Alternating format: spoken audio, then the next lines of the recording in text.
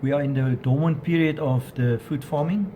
This is now winter time, but we are already trying to organize for the coming season, that is the 2017-2018 season. At this stage, the drought is very much on our mind.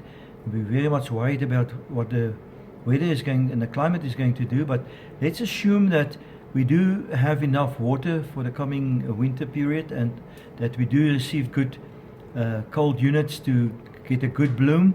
If we look at the 2017-2018 season, we are quite positive about the apricots. We do believe that we will balance the supply and demand, and that there will be a good demand for apricots. I think farmers, we haven't got enough. The market is lucrative, so on the apricot side we are quite positive.